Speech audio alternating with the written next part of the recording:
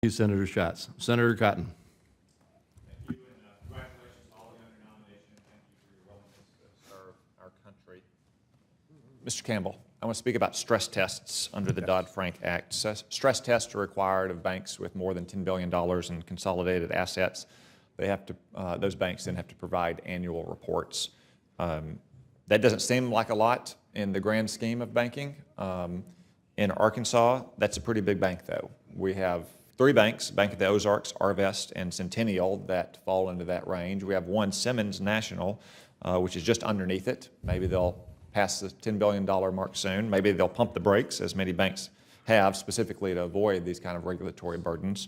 But do you believe that any of those 4 banks, or any bank that size, banks say in the $10 to $20 billion range, pose some kind of systemic risk to our financial system? Senator, when addressing this issue, I think it's important to suggest that size isn't everything in these areas. I think it's more of the activity that the institutions that are involved.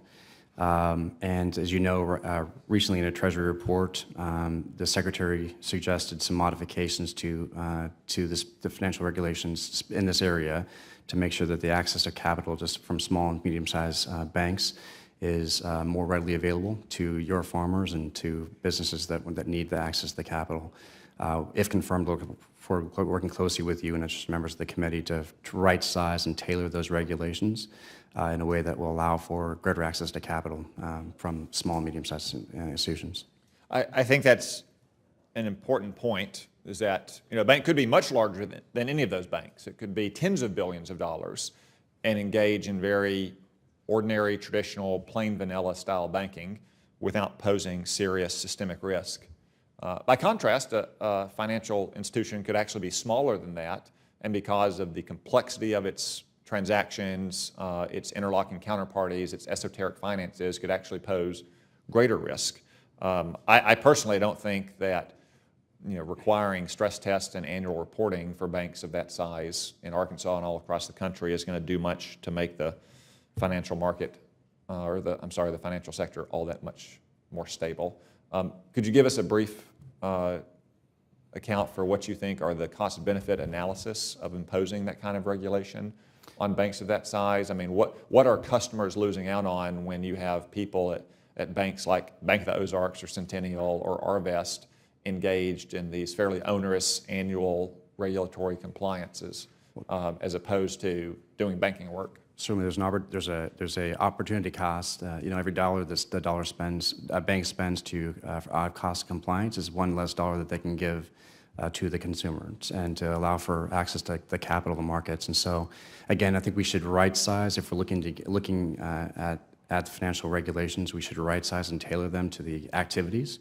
And as you noted, it really genuinely isn't the actual size of the bank, but it's more what the bank is doing that we should be looking into. And I look forward to working with you. I know that you've done a lot of research on this, and of course, as is usually the case, a strong analysis of the cost to the consumer needs to be done before any regulations are promulgated. Yeah, thank you for that. Because in the end, what we're talking about here are customers of banks. Consumers, businesses, and so forth. So if you're a farmer trying to get loan for your seed, or you're a young married couple with a child on the way who wants to get into a home for the first time, you're a small business who wants to expand a factory, or maybe you want to create a factory where you're going to employ some Arkansans, what you want are those banks competing for your business. And trust me, they compete a lot, even if they have an aligned interest when it comes to not complying or not having to comply with so many onerous and needless regulations. And that's where I think our focus should be. In the time I have remaining, I want to turn, Mr. Compton, to you, specifically ask you about the affirmatively furthering fair housing policy of the last Department of Housing and Urban Development. Along with about 20 of my colleagues, we sent a letter to Secretary Carson last week asking him to reverse this policy, which I think is gross social engineering, trying to impose nationwide zoning standards on communities with very little, if any, evidence of discriminatory intent or even discriminatory impact.